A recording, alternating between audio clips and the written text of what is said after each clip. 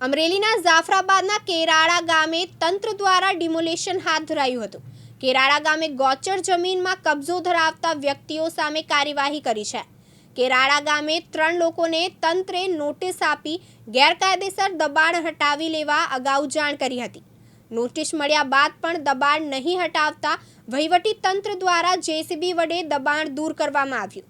Police બંદોબસ્ત સાથે તંત્રે ગોચર ઉપરનું દબાણ દૂર કર્યું। મામલતદાર કચેરી જાફરાબાદનો સ્ટાફ તથા પોલીસ બંદોબસ્ત સાથે દબાણ હટાવવાની કામગીરી પૂર્ણ કરવામાં આવી હતી।